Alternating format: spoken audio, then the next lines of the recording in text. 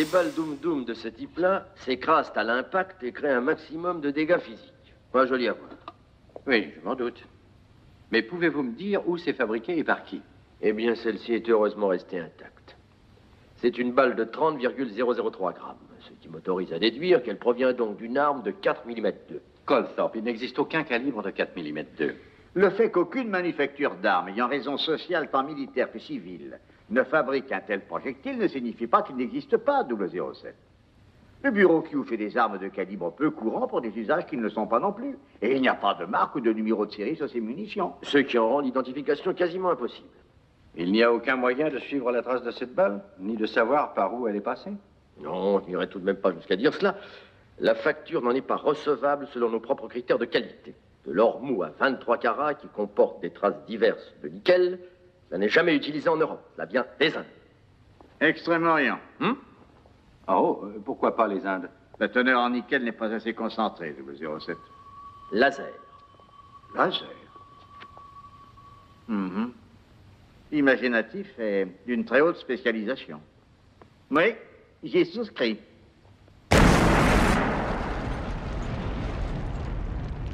Ce fameux laser, c'est quoi? Pas quoi, mais qui? Portugais. Il vit à Macao. C'est le créateur de cette balle, 007. Commandeur, ce tracé veut-il dire que les Russes peuvent traquer sous l'eau nos sous-marins nucléaires et les envoyer par le fond? Je présume que oui. Mais traquer comment? C'est impossible. Non, un simple jeu d'enfant. Reconnaissance thermographique en première analyse. Vous permettez, monsieur le ministre? J'allais vous en prier. Merci. Voyez-vous, nous savons déjà que les satellites avec 100 cytomètres aux infrarouges réussissent à détecter un missile nucléaire d'après sa trace de chaleur. Et alors? Et on peut tout aussi bien situer un sous-marin nucléaire en immersion en utilisant ce même procédé, en pistant le sillage. Ça implique qu'ils sont alors en mesure de miner notre stratégie de défense de l'Occident. Ça en a tout l'air, oui.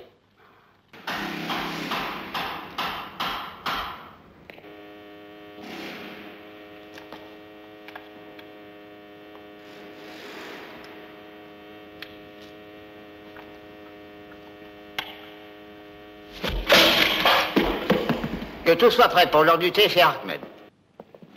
Après vous, Alexei. Non, après vous, Miles. Merci.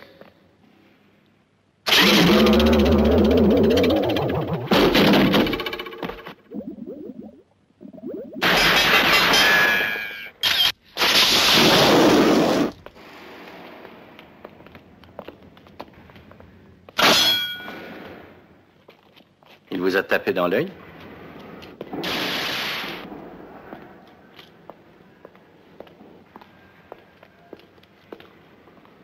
Tout le monde est prêt? Parfait. Nous avons la quasi-certitude que ce schéma a été tracé en Italie. Le format correspond à un 1/8 vénitien. Et la typographie est italienne. En outre, notez le léger déplacement vers le haut des transversales. Q, quelle est cette marque à droite? Pardon? Oh, probablement un filigrane du support sur lequel était posé le schéma photographié. Apparemment du travail à la va-vite. Vous pouvez l'agrandir? Une minute. Oratory. Qu'est-ce que c'est? C'est un autre mot pour chapelle. Ça rappelle assez une mitre d'évêque. C'est leur sceau. C'est l'emblème de la Stromberg Company. Karl Stromberg, un des hommes les plus riches du monde. Et un des principaux exploiteurs capitalistes de l'Ouest. Au lieu d'oratoire, lisez laboratoire. Stromberg a un laboratoire de recherche marine, situé en Corse, il me semble.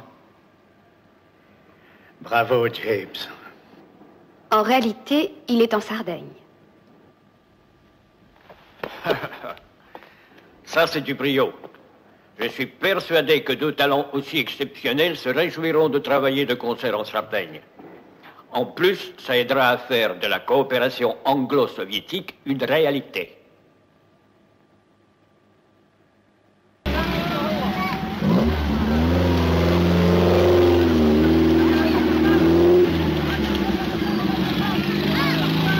Attendez-moi là.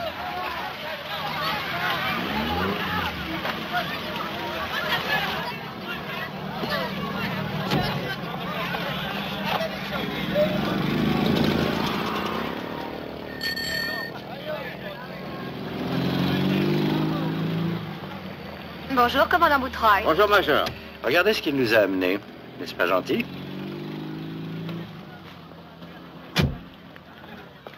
Et surtout, faites très attention, 007. Prenez le plus grand soin de ce matériel. Il y a quelques accessoires assez particuliers. Q, vous avez jamais fait faux bon? Fréquemment.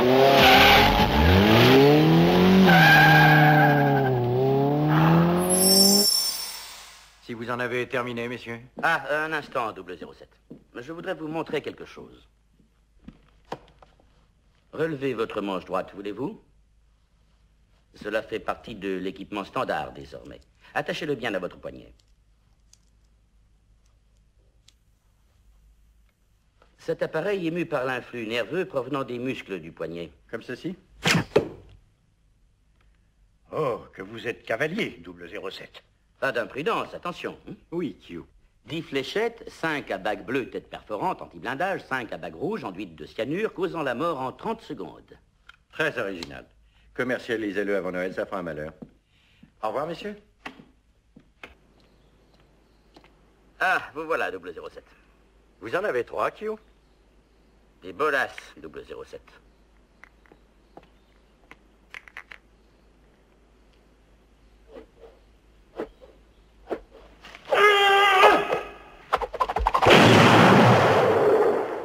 Ok, que ce soit prêt pour la fête de l'armée. Oui, monsieur. Où est M? Il doit être dans le bureau, au fond.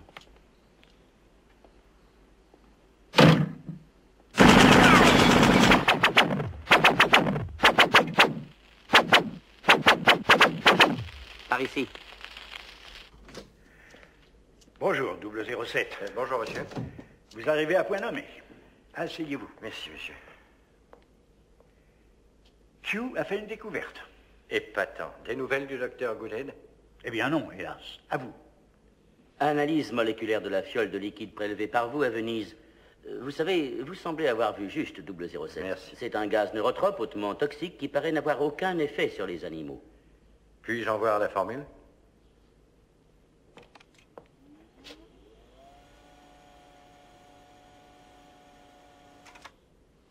C'est la formule chimique d'une plante. Orchidea negra. Une variété d'orchidée très rare. Mais on pensait que l'espèce en était éteinte, jusqu'à ce qu'un missionnaire en rapporta des confins de l'Amazoko. En fait, il l'avait rapporté des berges de la rivière Tapirapé. Fort bien, James. À vous de vous y montrer. Et assez vite. J'ai ce qu'il faut pour le mener sur place. Si toutefois, comme d'habitude, 007 a soin de ce qu'on lui confie.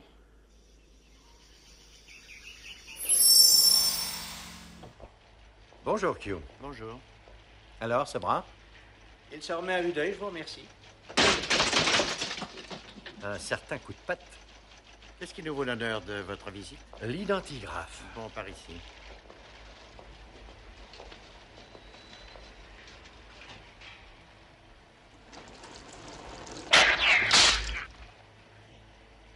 Un petit coin de parapluie. Je ne goûte pas cet humour laborieux. Ah, vous avez pu recoller toutes les pièces de la Lotus? La locomotive de vos sarcasmes devrait bien épargner le matériel maison 007. Sans lui, vous seriez moins flambard en mission. J'en conviens aisément.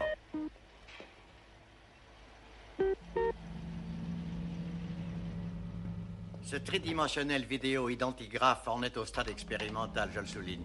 Néanmoins, une fois dressé le portrait robot du suspect, nous arrivons à faire un recoupement anthropométrique en compulsant les fichiers photos de la Sûreté, d'Interpol, de la CIA, de la Mossad.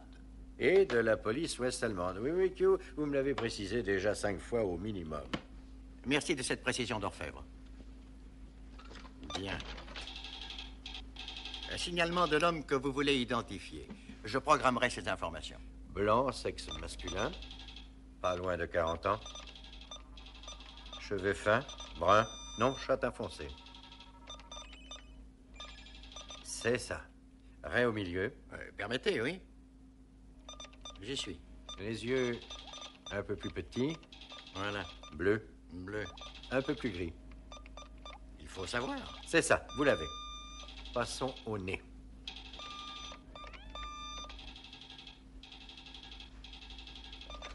Stop. Lèvres plus charnues. Hop. Non, non, non, bouche plus large. Voilà. Bravo. Merci. Oh, merci, Sharon. Rentrez chez vous, je fermerai. Ok.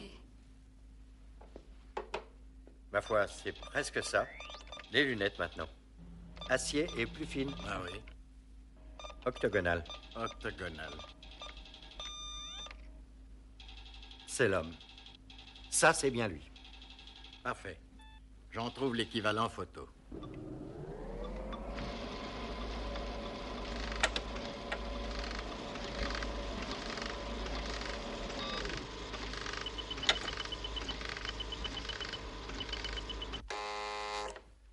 Oui? Monsieur, l'homme que nous recherchons est Émile Léopold Locke, une figure de la pègre bruxelloise. Il a été condamné pour divers meurtres sauvages et barbares. Il s'est évadé récemment de la prison de Namur en étranglant son psychiatre. Il a appartenu aux filières de la drogue à Marseille et Hong Kong. Il opère maintenant en Grèce chez les contrebandiers. Les services secrets italiens pensent qu'il est en ce moment à Cortina. Je vais charger Ferrara, notre correspondant italien, de vous y rencontrer. Parfait. Avertissement sans frais. Ne rebousillez pas tout là-bas. Je ferai tout mon possible.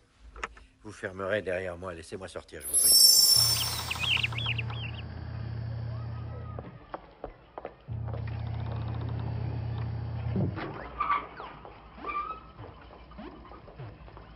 Ah, Q.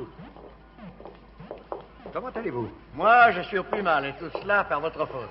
Comment voulez-vous que je maintienne la qualité de mon travail? Envoyé ici sans crier gare et pas de moyens adéquats. Dites-moi, vous n'auriez pas par hasard un fil un peu plus fin? Quelqu'un a planté son couteau dans mon portefeuille. Mais ils vous ont raté, je le déplore. Karen, voyez cela, voulez-vous? Et j'ai aussi perdu mon PPK. Autre catastrophe? Non, c'est tout, Q.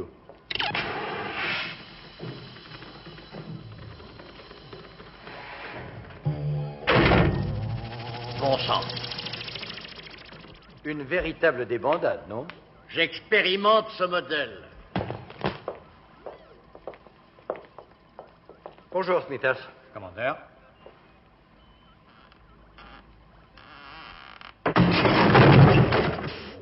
Prodigieux.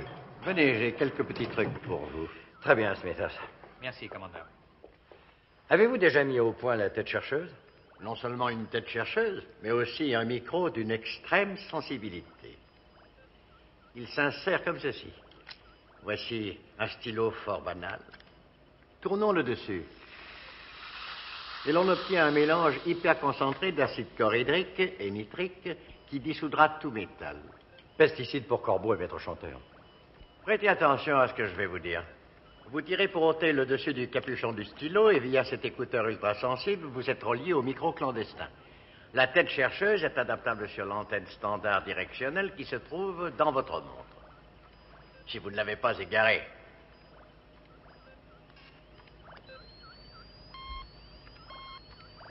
C'est absolument étonnant. Et ça fonctionne. Bon. Qu'est-ce que c'est? Alors ça, le dernier cri de la télé à cristaux liquides. Pratique.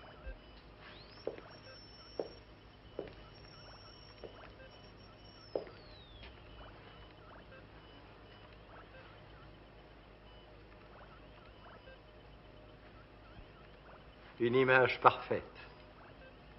Non, sérieusement, 007. Je n'ai nulle envie de me livrer à des facétides collégiens. Ah, On ne peut pas faire mieux, commandeur. je trouve ça parfait, merci. Enfin, vous vous en allez. J'ai un travail fou. Je vais vous aider, moi. Merci. N'oubliez pas ça. Merci beaucoup. Évitez donc comme lui de tout tripoter.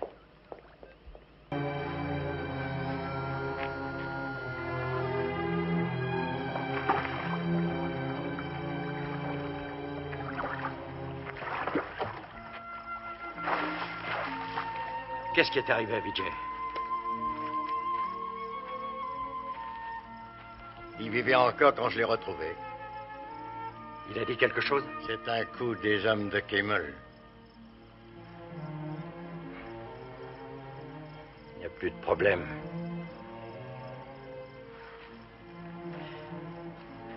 Faites savoir à M de me retrouver à Berlin. Pourquoi? Je dois assister à une représentation de cirque à Karl-Marxstadt.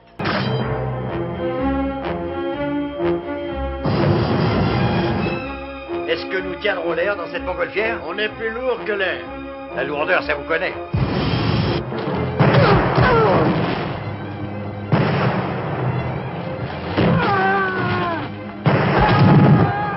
Elles ont l'air de se débrouiller. Oui, mais je ne vois nulle part Octopussy.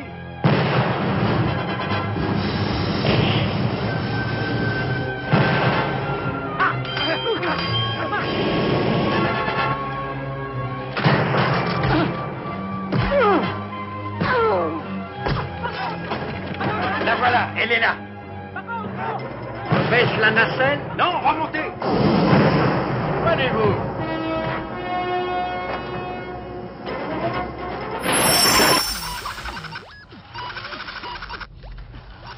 Monsieur le ministre, Commandeur, mes respects, monsieur.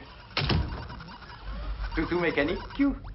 Si 007 vous donnez la peine de lire les mémos qu'envoie mon département, vous sauriez que ceci est le prototype d'un complexe de surveillance hautement sophistiqué. Tout le monde étant là, continuez votre briefing, Q. Tout à fait, monsieur. Je reprends. Voici un silicone ou circuit intégré. Cette puce est un composant essentiel de tout ordinateur. Trêve de détails, Q. Vous connaissez tous l'utilité des microprocesseurs. Or, jusqu'à ces derniers temps, tous les microprocesseurs étaient susceptibles d'être endommagés par les puissantes impulsions magnétiques émises par une bombe nucléaire. Impulsion magnétique. Non, monsieur le ministre, une seule explosion dans l'espace au-dessus du Royaume-Uni et tous les microprocesseurs, qu'ils viennent d'un simple toaster ou en plus sophistiqué d'une bécane de la défense notamment, deviendraient absolument inutiles. après paralysie, nous serions à la merci des soviétiques. Aussi, une firme privée œuvrant pour la défense nous a-t-elle préparé ceci. Une puce rigoureusement imperméable à toute impulsion magnétique nuisible. Si je la place sur le microcomparateur et que je la compare à la puce que le commandeur Bond a trouvée sur le corps de 003 en Sibérie, on voit, en superposant les deux images, que... Elles sont identiques.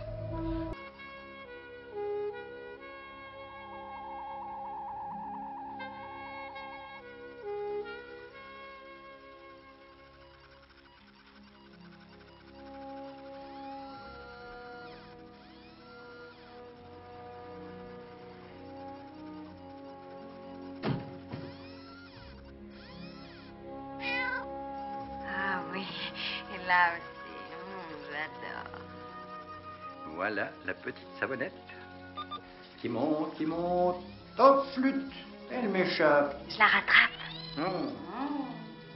Ça, c'est pas la savonnette. Ah oui, j'adore. Oh. Allô? Oh, James. Mon père appelle Q. Comment ça se présente? 007 est bien vivant. Où est-il? Que fait-il? Faites comme lui, passez l'éponge. Oh, James.